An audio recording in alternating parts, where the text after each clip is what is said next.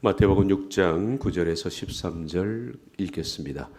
그러므나 너희는 이렇게 기도하라. 하늘에 계신 우리 아버지여, 이름이 거룩히 여김을 받으시오며 나라가 임하시오며 뜻이 하늘에서 이루어진 것 같이 땅에서도 이루어지이다. 오늘 우리에게 일용할 양식을 주시옵고 우리가 우리에게 죄 지은 자를 사하여 준 것 같이 우리 죄를 사하여 주시옵고 우리를 시험에 들게 하지 마시옵고 다만 악에서 구하시옵소서. 아멘.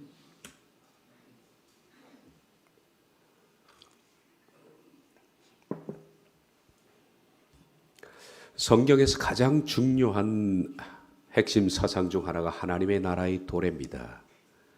우리가 가장 관심을 가져야 할 것이 하나님의 나라, 그 나라가 도래하는 것입니다.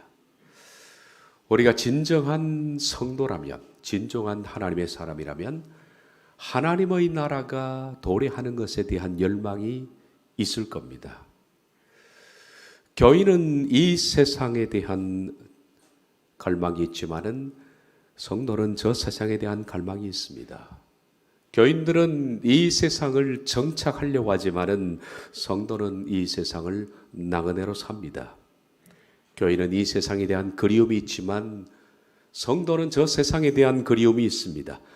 저 세상을 그리워해서 그 마음속에 향수병을 앓고 살아가는 사람을 성도라 그렇게 부릅니다. 바울도 말하기를 고린도후서 5장 1절 2절에 보면 만일 땅에 있는 우리의 장막집이 무너지면 하나님께서 지으신 집 곧 손으로 지은 것이 아니요 하늘에 있는 영원한 집이 우리에게 있는 줄 아느니라. 참으로 우리가 여기 있어 탄식하며 하늘로부터 오는 우리 처소로 덧입기를 간절히 사모한다 라고 말합니다. 간절히 사모한다. 빌립보서 1장 21절 이하를 보면 내게 사는 것이 그리스도니 죽는 것도 유익함이라. 내가 그 둘 사이에 끼었으니 차라리 세상을 떠나 그리스도와 함께 있는 것이 훨씬 더 좋은 일이라. 그렇게 하고 싶으나 내가 육신으로 있는 것이 너희를 위하여 더 유익하리라. 세상을 떠나 그리스도와 함께 있는 것이 훨씬 더 좋다. 그 나라에 대한 갈망이 있는 사람들입니다. 히브리서 11장 13절 이하에 이 사람들은 다 믿음을 따라 죽었으며 약속을 받지 못하였으되 그것들을 멀리서 보고 환영하며 또 땅에서는 외국인과 나그네임을 증언하였으니 그들이 이같이 말하는 것은 자기들이 본향 찾는 자임을 나타냅니다. 멀리서 이 땅에서 저 나라를 보며 환영하고 그리고 이 땅을 나그네로 살아가는 사람들, 이를 가리켜서 성도라 그렇게 부릅니다. 히브리서 11장을 강의하면서 했던 내용 중 일부입니다. 이것만큼 천국인의 정체성을 분명히 하는 단어가 또 있을까? 모든 시대의 천국인의 가치와 삶, 목적은 이 하나의 단어 속에 다 함축되어 있다. 모든 시대의 천국인들은 다 그렇게 살았다. 그러므로 이 단어는 우리가 천국인으로 살고 있는지 판별할 수 있는 시금석이다. 이 단어는 나그네를 말합니다. 나그네 정신, 그것은 참 교회와 거짓 교회를 분별하며 참 목사와 거짓 목사를 분별하며 참 성도와 거짓 성도를 분별한다. 진리와 비진리를 가르는 잣대며 하늘에 속한 일인지 아닌지를 판별한다. 나그네의 기준에 갖다 대면 불명확한 것들이 분명해진다. 그러므로 참은 언제나 나그네 적이어야 한다. 참 교회는 나그네 적이어야 하며 참 목사와 성도도 나그네 적이어야 한다. 진리와 비진리가 혼동스러우실 때 나그네 잣대를 대면 확고해진다. 그것은 나의 신앙의 바로미터며 내가 얼마나 벗어났는지를 알려주는 경종이다. 그러므로 천국인은 항상 나그네임을 확인한다. 하나님의 나라의 도래에 대해서 열망하는 사람들입니다. 일전에 이방인의 사회학 김광기 교수님의 저서 가운데 395페이지 이하의 노스텔지어에 대해서 제가 한번 읽어드린 적이 있습니다.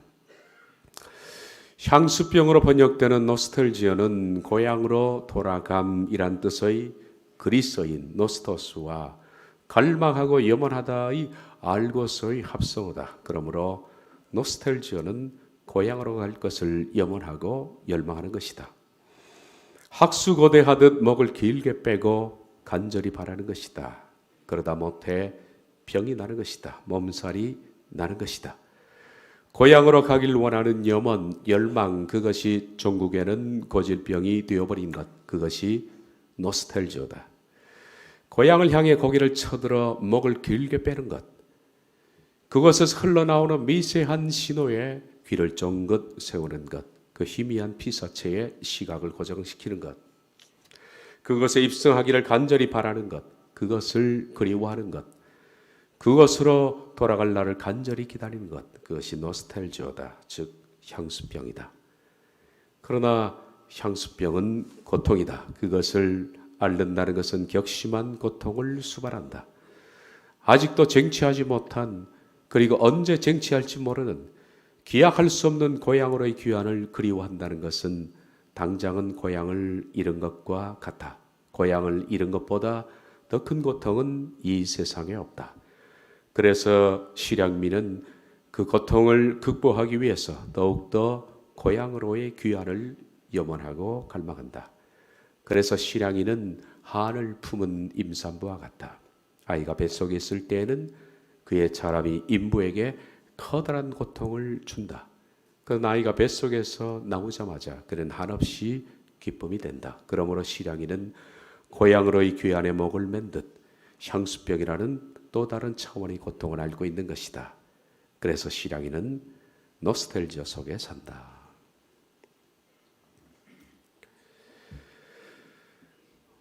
우리는 향수병을 앓고 있는 사람일까?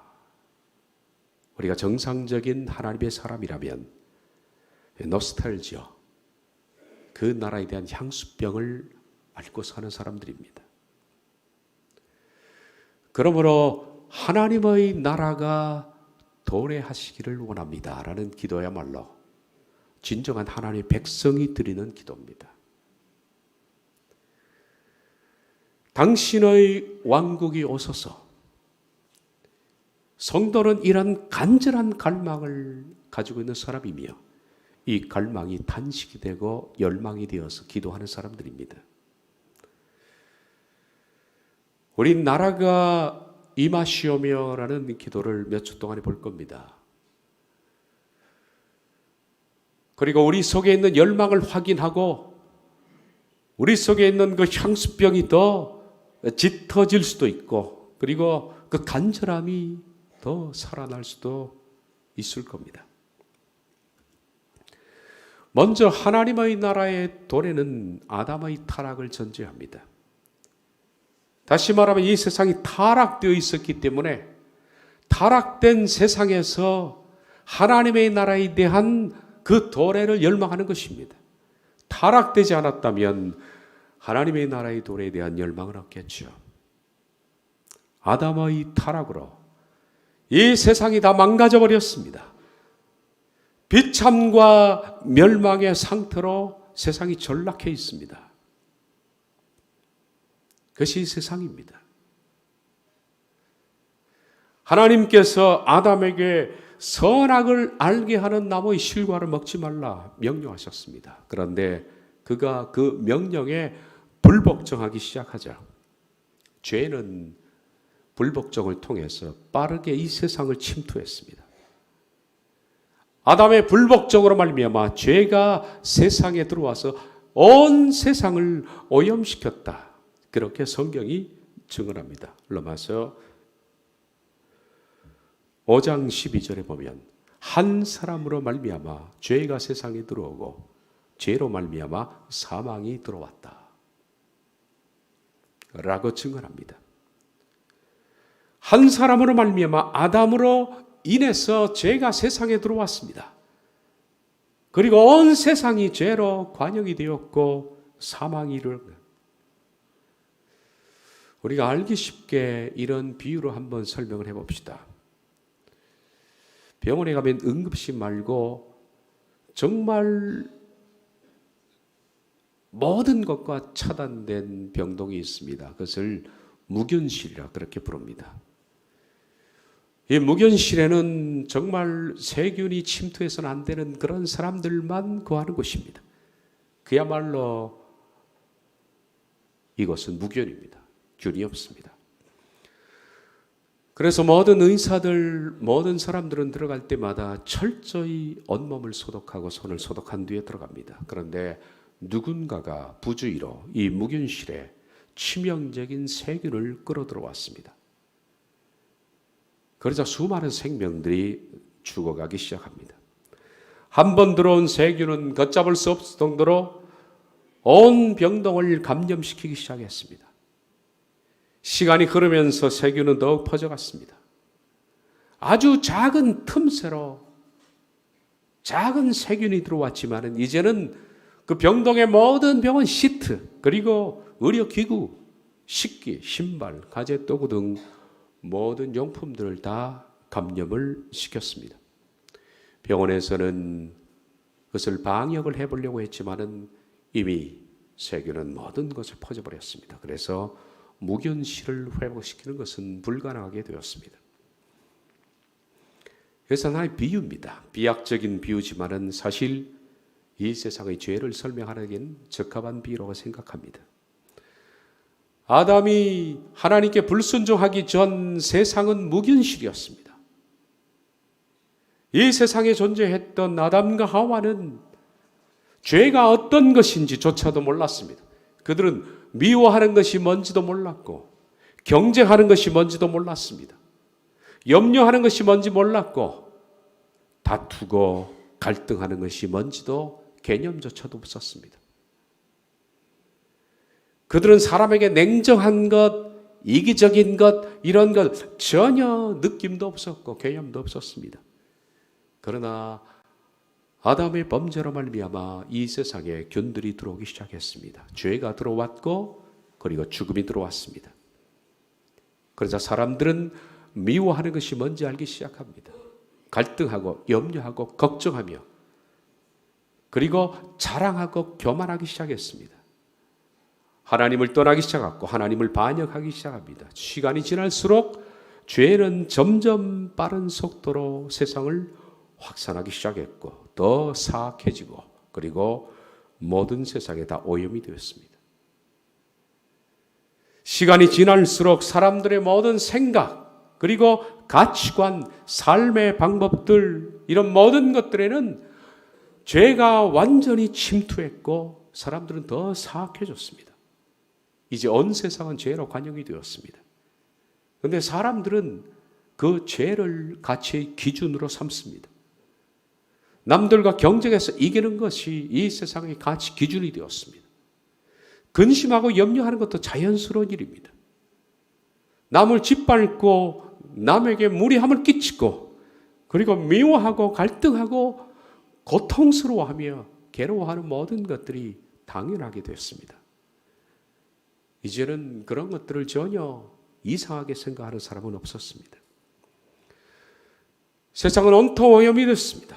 마치 한 컵의 독극물이 호수에 부어졌을 때 호수 전체가 점점 오염이 확산돼서 전 호수가 오염돼서 물고기들이 치명상을 입는 것처럼 죄는 온 세상에다 퍼졌습니다. 이제 모든 세상에 태어나는 사람들은 태어날 때부터 죄로 오염된 세상에서 태어나서 죄와 접촉하고 죄 속에 살고 죄 속에 죽습니다. 이것이 마치 공기처럼 아주 자연스러운 삶이 되어버렸습니다. 이미 우리의 부모님들은 오염이 되었습니다. 그래서 그들은 우리에게 죄를 가르쳤습니다. 죄된 삶이 최상의 삶이라고 가르쳤습니다. 우리가 학교에 가서 받는 교육들도 전부 하나님과 반대 박자를 그리고 있고 그리고 죄와 이 세상을 이기는 법들을 가르치고 있지만은 그런 것들을 하등 이상하게 생각하는 사람은 없습니다. 우리가 접촉하는 모든 것들은 다 죄로 오염이 되어 있습니다. 세상의 모든 생각, 가치, 목적, 그리고 문화 이런 것들이 다 오염되어 있기 때문에 사람은 태어날 때부터 오염된 세상 속에 태어나고 그것을 먹고 그것을 자라고, 그래서 아무도 이 세상 사람들 가운데 이상하게 생각하는 것이 없습니다. 그것을 한 번도 비정상적이라고 더럽고 추하다고 생각하는 사람은 없다라는 겁니다. 언젠가 TV를 보다가 필리핀의 쓰레기 마을에 대해서 방송한 적이 있었습니다. 그 쓰레기 마을은 필리핀뿐만 아니라 주변 인접 국가들이 갖다 버린 쓰레기, 이런 것들을 산더미처럼 쌓아둔 그야말로 쓰레기 마을이었습니다. 그런데 놀라운 것은 그 쓰레기 마을 속에 쓰레기 사이에 집을 짓고 사람들이 살고 있더라는 겁니다. 악취가 코를 찌르고 주변에는 곤충과 벌레들과 세균들이 득실거리는 그 장소에 사람들은 쓰레기와 함께 살고 있었습니다. 처음에 방영을 보면서 제가 생각했습니다. 저런 곳에 사는 사람들은 얼마나 불행할까? 그들은 얼마나 괴로워하며 살까라고 생각했다가 TV를 보는 순간에 충격을 받았습니다. 바라보는 저는 그랬지만은 정작 그곳에서 살고 있는 사람들은 전혀 괴로움을 몰랐던 겁니다. 그들은 해맑을 정도로 행복해했습니다. 그것이 정말 이상하게 다가왔습니다. 쓰레기 마을 사이에서 쓰레기를 발로 차고 뛰어노는 아이들의 미소가 해맑았습니다. 그리고 부모들조차도 크게 불행을 느끼지 않고 그들은 행복하게 하루하루를 지내고 있었습니다. 왜입니까? 그들은 태어날 때 거기서 태어났기 때문입니다. 그 악취 속에서 태어나고 더러운 곤충과 짐승들 사이에서 뒹굴고 쓰레기 속에서 먹고 그것을 마시고 그 속에서 함께 호흡하고 함께 이웃과 공존하면서 살고 죽기 때문에 그들은 바라보는 주변 모두가 다 그렇게 사는 겁니다. 나만 그렇게 사는 것이 아니라 옆집도 그렇게 살고 그리고 우리의 선조도 그렇게 살았기 때문에 자신들은 정작 한 번도 내가 더럽고 비참한 삶을 살고 있다는 것을 감지하지 못한다는 겁니다. 그들은 거의 외부로 나가본 적이 없습니다. 거기 살다 거기 죽는 겁니다. 저는 그 방송을 보면서 내내 그 이야기가 바로 우리의 이야기와 비슷하다라고 생각을 해봤습니다. 우린 이 땅, 곧 이 세상이라는 쓰레기 더미에서 태어났습니다. 우리의 부모들이 그랬고 그리고 우리가 그랬습니다. 죄로 오염된 세상에서 태어나서 그것을 먹고 마시고 그렇게 쓰레기 더미를 뒤지다 보니까 나만 그런 것이 아니라 주변 사람이 다 그랬고 역사가 그랬습니다. 그러다 보니까 우리가 불행이라는 것을 모릅니다. 뭐가 잘못됐는지 모릅니다. 시기하고 질투하고 싸우고 갈등하고 고민하고 이 세상의 것들 때문에 염려하고 근심하고 죄와 슬픔 속에서 비참하게 살 때 그런 것들을 불행이라고 여겨본 적이 없습니다. 너무나 자연스러운 삶입니다. 그렇게 비참하게 죽어가는 우리 동료들을 보면서도 이상하게 생각해 본 적이 없습니다. 그런 삶은 너무나 자유롭고 그 쓰레기통에 사는 것이 너무나 자유롭고 그리고 자연스러운 삶이 되었습니다. 다 그렇게 사는데 뭐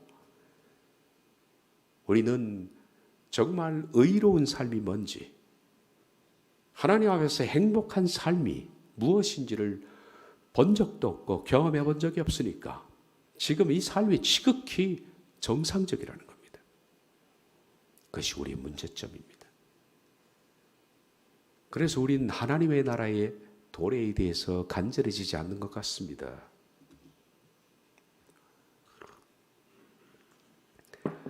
인간의 불행은 하나님을 떠나면서부터 온 겁니다. 탕자의 비유만큼 복음을 잘 설명하는 것이 없습니다. 탕자의 비유에 물론 주인공은 큰아들 탕자입니다마는 윤리적 도덕적으로 탕자인 둘째 아들입니다. 둘째 아들은 너무나 비참한 삶을 살았습니다. 이것이 바로 모든 사람들을 지적하는 겁니다. 첫째 아들은 유대인들을 말하는 것이고 둘째 아들은 유대인이 아닌 모든 세상 사람들을 다 말합니다. 그렇게 비참하게 살아갔지만은 이 둘째 아들의 비참함은 어디서부터 온 것이냐면 아버지를 떠난 데서부터 비롯된 겁니다. 그래서 불행은 하나님을 떠난 데부터 시작이 된 겁니다. 누가복음 15장 15에서 16절을 보면 그 나라에 크게 흉년이 들어 그가 비로소 궁핍한지라 가서 그 나라 백성 중 한 사람에게 붙여 싸리 그가 그를 들러보내어 돼지를 치게 하였는데 그가 돼지 먹는 쥐염 열매로 배를 채우고자 하되 주는 자가 없는지라. 이게 모든 사람들의 삶입니다. 이 세상을 항상 궁핍을 느끼면서 사는 사람, 돼지 우리 속에서 살지만은 본인이 비참하다는 것조차도 잘 깨닫지 못하고 돼지와 함께 밥을 먹고 돼지가 먹는 쥐염 열매로 배를 채우고자 하는 이 모든 것들이 일반 모든 사람들의 삶입니다. 그런데 본인이 비참하다는 것을 잘 모릅니다. 이렇게 비참한 삶은 아버지를 떠난 데서부터 비롯됐습니다. 15장 12절 이하를 보면 그 둘째가 아버지에게 말하되 아버지여 재산 중에서 내게 돌아올 분깃을 내게 주소서 하는지라. 아버지가 그 살림을 각각 나누어 주었더니 그 며칠이 안 되어 둘째 아들이 재물을 다 모아 먼 나라에 갔다라고 되어 있습니다. 아버지를 떠나면서 이렇게 비참한 삶이 발생한 겁니다. 이 세상 모든 사람들이 이렇게 아버지를 떠나면서 비참한 삶을 사는 겁니다. 탕자는 아버지를 떠나는 것이 자유인 줄 알았습니다. 처음에는. 신에게 매인다는 것이 너무나 불편합니다. 신을 경배하고 산다는 것이 너무나 힘든 겁니다. 나가서 내 마음대로 사는 것이 자유인 줄 그렇게 생각했습니다. 둘째 아들은 아버지의 품에서 도망치는 것이 자유인 줄 알았습니다. 내 마음대로 사는 것이 자유다라고 생각했습니다. 그런데 그것은 자유가 아니라 죄의 방황 속에 살아가는 노예의 삶이었습니다. 아버지를 떠나면 죄와 비참 속에 떨어지는 겁니다. 더 깊은 자아의 혼동 속으로 떨어지는 겁니다. 더 두렵고 더 방황스러운 삶 속으로 걸어 들어갈 뿐입니다. 아버지를 떠나는 것은 돼지 우리 속으로 들어가는 것과 똑같은 겁니다. 인간의 자유는 하나님의 품속에 있을 때 그분의 노예로 살 때 오는 것인데 인간은 하나님을 떠나면서 자유를 찾고자 했던 겁니다. 아버지를 떠난 그 청년의 삶은 이내 끔찍한 공포로 다 변했습니다. 청년이 즐겼던 삶은 모두가 끝났습니다. 웃음소리도 그치고 사람들의 관심도 그치고 향락도 그치고 사업도 그치고 친구도 떠났습니다. 이제 그는 아무도 돌보지 않는 이국 땅에서 홀로 내팽개친 사람이 되었습니다. 그에게 기다리는 것은 소망 없는 삶 속에서 절망과 굶주림과 그리고 비참한 봄입니다. 이것이 인생의 마음속에 부는 바람입니다. 사람은 살면 살수록 하나님을 떠난 인간은 살면 살수록 나이가 들면 들수록 점점 방황하고 점점 비참함을 느끼고 그리고 점점 궁핍해지고 점점 외로워집니다. 만약에 하나님 없는 노예의 삶이라면 얼마나 비참할까요? 얼마나 처참할까요? 그것이. 자유분방한 삶은 노예의 삶으로 전락했고 청년의 모든 꿈은 다 악몽이 되었습니다. 쾌락은 모조리 고통으로 변했고 즐거움은 전부 슬픔으로 바뀌었습니다. 인생의 환락은 끝이 났습니다. 허탕한 웃음소리는 절망적인 침묵으로 바뀌었고 풍악은 더 이상 울리지 않았습니다. 그가 친구라고 불렀던 모든 사람들은 떠나갔습니다. 아마 하나님 없는 사람은 임종이 가까울수록 이런 마음을 느낄 겁니다. 내 주변에 사랑했던 친구가 떠날수록, 그리고 가까운 아내와 가까운 남편과 자식이 떠날수록 내 몸이 점점 힘을 잃고 기력을 잃고 굽어질수록 사람은 점점 노후에 궁핍해지고 외로워지고 비참해지는 것입니다. 이게 인생입니다. 하나님 없는 인생은 쓸쓸하기 그지없습니다. 비통하기 그지없다는 겁니다. 그럼에도 그는 먹고 살아야 했기에 새로운 직장을 구했습니다. 이런 어려운 시기에, 흉년이 닥친 시기에 직장을 구한다는 것은 참으로 힘든 일입니다. 그런데 그가 가까스로 구했던 직장이 바로 돼지를 치는 곳이었습니다. 그는 돼지를 치는 대신에 그가 얻어먹을 수 있는 것은 돼지 쓰레기 더미 속에서 그래도 괜찮은 음식이 들어오면 그것을 먹는 것뿐이었습니다. 그의 자존감은 최악의 자리로 떨어졌습니다. 매일같이 사막의 열기를 뚫고 음식물 쓰레기가 농장으로 들어옵니다.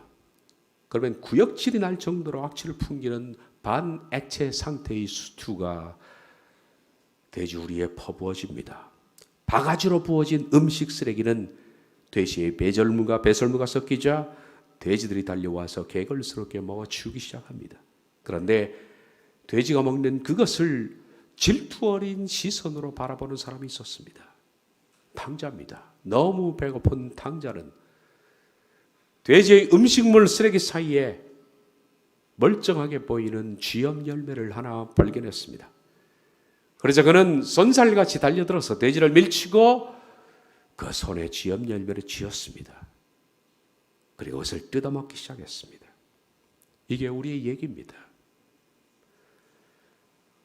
바로 우리의 얘기입니다, 여러분. 하나님을 떠난 인간의 얘기입니다. 이 세상이라는 곳에 붙어서 세상이 던져주는 음식물 쓰레기, 남들보다 좀 더 큰 것, 남들보다 좀 더 멀쩡한 것을 쥐고 그것을 양손에 쥔 사람은 회심의 미소를 짓고, 그것을 놓친 사람들은 비통한 표정을 짓고 그것을 자랑하고 그것을 배고파하며 사는 것이 우리 인생입니다. 한 번도 우리는 행복이라는 것이 뭔지를 사실은 느껴보지를 못했습니다. 하나님 안에서 사는 그 행복, 의로운 삶이 어떤 것인가라는 것을 인생은 몰랐기 때문에 이렇게 사는 것이 당연하게 생각하는 겁니다. 아침부터 눈을 떠서 저녁까지 돈 벌기 위해서 현장에 뛰쳐나가서 그냥 더 한 푼이라도 벌려고 발버둥 치고 사는 삶, 그러다가 남들보다 좀 더 손에 쥐고 그것을 가지고 좀 더 넓은 몇 평의 더 아파트를 구입하면 회심의 미소를 짓고 인생을 잘 살았다고 자부하는, 쓰레기 더미에서 쥐염 열매를 몇 개 쥐느냐 하는 것이 인생의 행복인 줄 사람들은 알고 사는 겁니다. 비참한 인생의 모습입니다. 하나님은 이렇게 인간을 짓지 않았는데, 하나님은 이렇게 인간을 창조하지 않았는데 우리들은 돼지처럼 전락을 한 겁니다. 방탕과 정욕 속에 떨어져서 비참한 인생을 살아가는 인간이 되었습니다. 몇 개의 쥐염 열매를 더 쥐느냐, 그것이 우리의 웃음을 결정하고 울음을 결정하는 삶. 더 많이 쥐기 위해서 남을 밟기도 하고 남을 무시하기도 하고 더 많이 진 사람을 질투하기도 하고 몇 개 더 쥐면 교만하고 없으면 열등감을 느끼고 아침부터 저녁까지 내 자식에게도 세상의 쓰레기 때문에 더 열심히 뒤져 더 좋은 물건을 쥐라고 가르치는 우리들, 서로 정욕과 탐심 속에 밀치고 성공하기를 원하고 돈과 쾌락과 쥐염예를 찾아다니는 그것이 우리의 인생의 신세입니다. 그것이 우리의 모습들입니다. 로마서는 우리에게 같이 인생의 모습을 고발합니다. 그들이 마음에 하나님 두기를 싫어하며 하나님께서 그들을 그 상실한 마음대로 내버려 두사 합당하지 못한 일을 하게 하셨으니 곧 모든 불의, 추악, 탐욕, 악의가 가득한 자요, 시기, 살인, 분쟁, 사기, 악독이 가득한 자요, 수근수근하여 비방하는 자요, 하나님께서 미워하시는 자요, 능욕하는 자요, 교만한 자요, 자랑하는 자요, 악을 도모하는 자요, 부모를 거역하는 자요, 우매한 자요, 배약한 자요, 무정한 자요, 무자비한 자라. 이것이 우리입니다. 이 세상에서 좀 더 뒤져 좋은 걸 찾기 위해서 불의를 서슴없이 저지르고 추악하고 그 마음속에 탐욕이 가득 차고 악의가 가득 차고 사람들을 시기하고 다투고 살인하고 죽이고 미워하고 수근수근하고 비방하고 능욕하고 교만하고 자랑하고 악을 도모하며 거역하는 인생들. 하나님이 우리를 보시기에 돼지 우리 더미에서 머리를 쳐박고 거기서 음식물 쓰레기를 뒤지는 모습과 다른 것이 없다. 이런 삶이 우리의 삶입니다. 그런데도 우리들은 더 성공하기를 원합니다. 우리의 자녀들이 더 성공하기를 원합니다. 이런 것들을 쥐지 못했을 때 사람들은 자살까지 합니다. 우리는 비참합니다. 그런데 문제는 우리들은 너무 자연스럽습니다. 이것이. 어릴 때부터 이런 속에 밥을 먹듯 살아왔기 때문에 너무 자연스럽습니다. 악취를 맡는 것이 전혀 악취로 느껴지지를 않습니다. 남들을 밀치고 쥐염절배로 쥐는 것이 전혀 이상하지 않습니다. 당연한 것이 되었습니다. 우린 전혀 비참함을 느끼지 못합니다. 그래서 우리들은 저 나라가 어떤 나라인지 모르기 때문에 이 나라를 그리워하는 겁니다. 이 세상에 정착하려고 애를 쓰는 겁니다. 쓰레기 더미를 좀 더 치우고 좀 더 넓은 평수를 차지하기를 원하는 것뿐입니다. 그 나라가 어떤 나라인지 모르기 때문에. 하나님의 나라의 도래는 아담의 타락을 전제합니다. 다시 말해서 아담이 얼마나 타락했는가, 우리가 지금 사는 것이 얼마나 비참한 삶인가, 내가 얼마나 비참하고 얼마나 불쌍하고 처참한 인생을 사는 것인가 하는 아담적 실존을 발견한 사람들은 하나님의 나라가 도래하기를 간절히 기다린다는 거예요. 그러나 이것을 발견하지 못하는 사람들은 하나님의 나라에 대한 기대감이 없는 겁니다. 신앙이라는 것은 맨 먼저 발견하는 것이 나와 내 자신입니다. 우리 주변입니다. 몰랐습니다, 우리가. 그러나 처음 우리가 신앙이 들어오기 시작하면서 눈을 뜨는 것이 사도 바울의 고백처럼 오라 나는 곤고한 사람이로다. 우리가 얼마나 비참한 인간인지 발견하는 겁니다. 내가 얼마나 더럽고 추악하고 비참한 인간인가 하는 내 실존을 발견해서 통곡하는 것이 신앙의 시작이죠.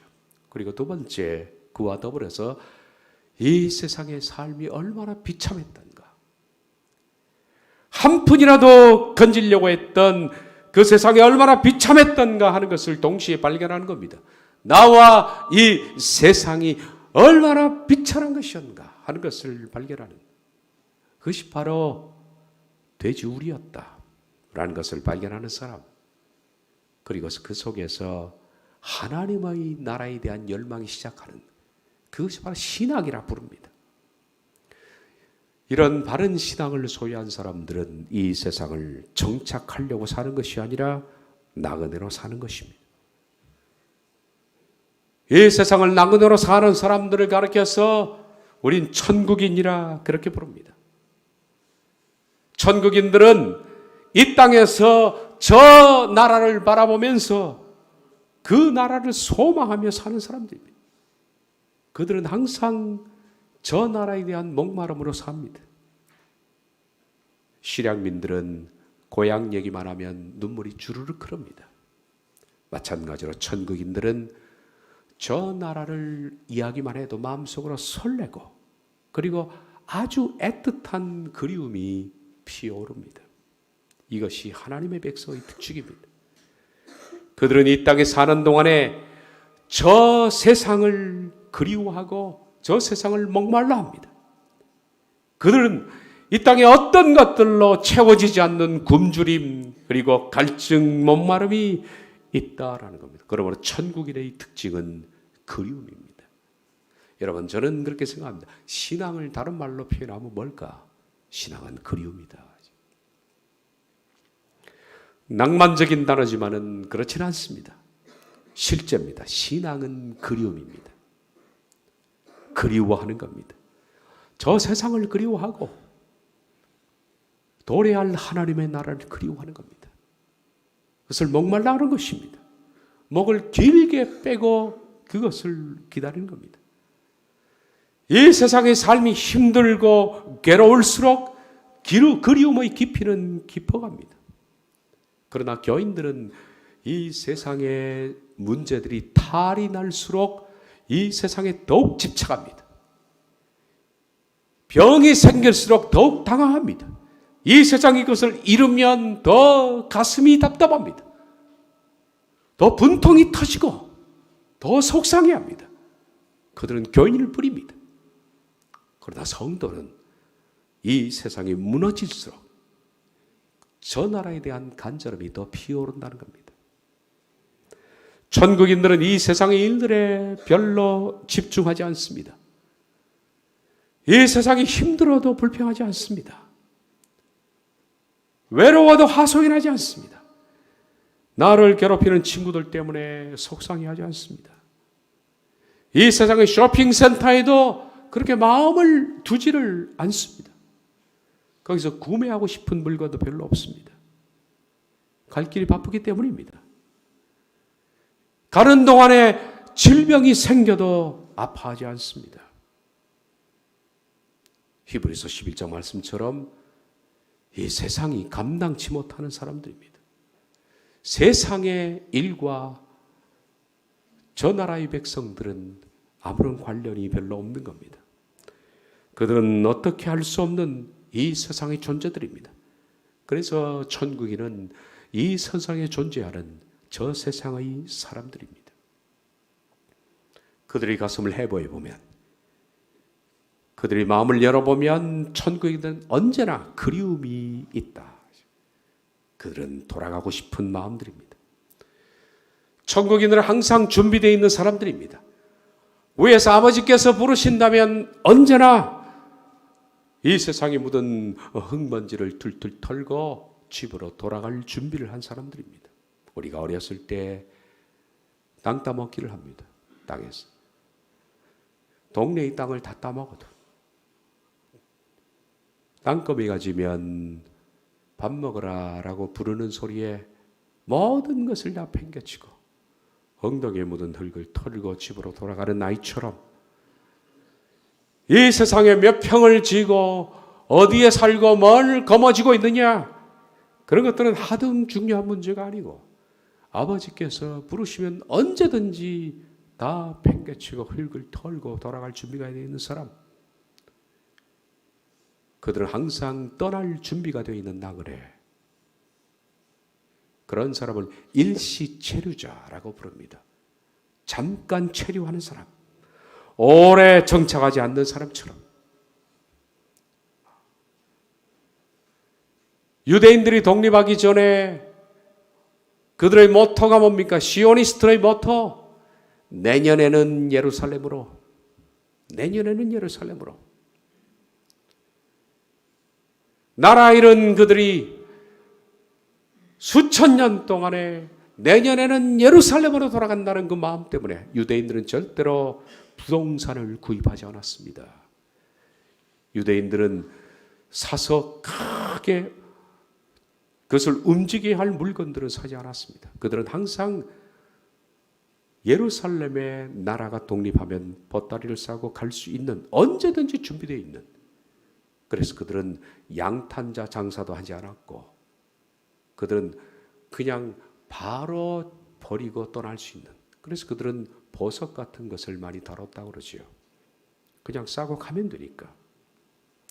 내일이면 예루살렘으로, 내일이면 저 나라로. 이것이 일시 체류자의 목적입니다. 이 세상에 살고 있으나 저 세상 사람이고, 이 세상은 일시 체류자로 살고 있지만은 저 세상의 시민권을 갖기를 간절히 원하는 사람, 늘 멀리서 바라보고 환영하며 기뻐하며 세상에서 나그네로 불리우는 사람들, 그런 사람들의 마음속에는 이런 기도를 합니다. 당신의 왕국이 오소서. 이 간절한 기도. 여러분, 정말 이 간절함이 있습니까? 내 속에는 이런 그리움이 있는가? 나는 정말 저 세상을 그리워하는가? 우리가 이 세상을 살면서 이 그리움을 가지고 산다면 우리의 목숨이 떨어지는 날, 저 나라에서 우리를 시민으로 받아주리라 생각합니다. 처음에 읽었던 노스탈지아 다시 한번 읽어보고 마치겠습니다.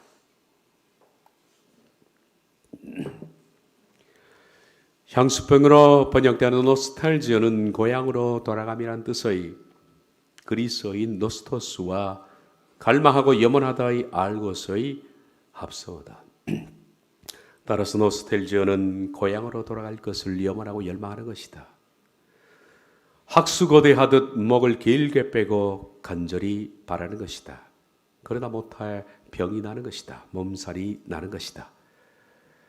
고향으로 가기를 원하는 염원, 열망, 그것이 종국에는 고질병이 되어버린 것, 그것이 바로 향수병이다.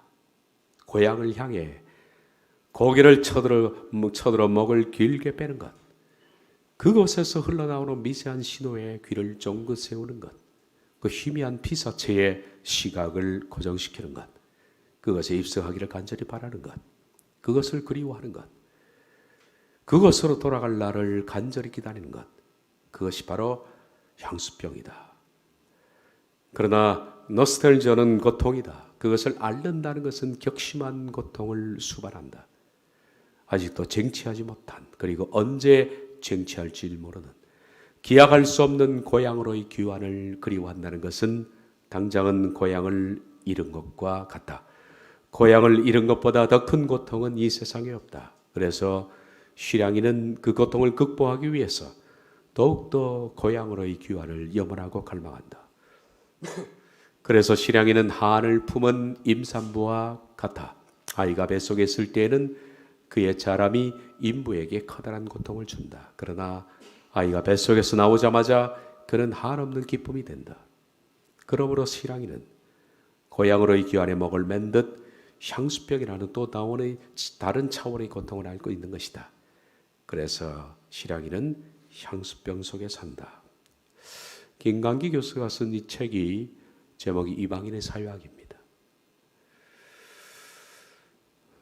여기서 이방인은 바로 성도를 말합니다. 성도가 이 세상을 살아가는 학문입니다. 그런 완곡한 표현으로서 이방인의 사회학이라고 표현했지만 실제 그가 쓰고 싶은 것은 이방인을 지우고 성도의 사회학일 겁니다. 우리는 이런 사회학을 가지고 사는가? 정말 내 마음속에는 당신의 왕국이 오소서라는 간절한 기대감이 있는가? 우린 그를 성도라고 부르는 겁니다. 기도하겠습니다.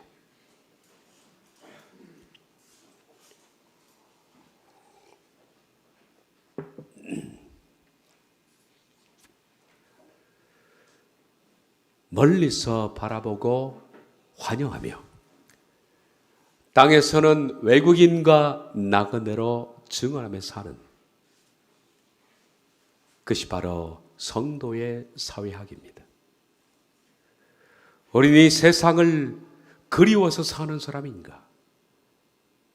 이 세상에 정착하려고 사는 사람인가? 이 세상의 것들을 못 가져서 안달인가? 이 세상의 것들 때문에 속상해하지 않는가? 우린 이 세상의 것들이 무너지면 무너질수록 저 나라를 그리워하는, 그 나라를 향해서 향수병을 앓는 하나님의 백성이 되기를 원합니다. 예수님의 이름으로 기도하옵나이다. 아멘.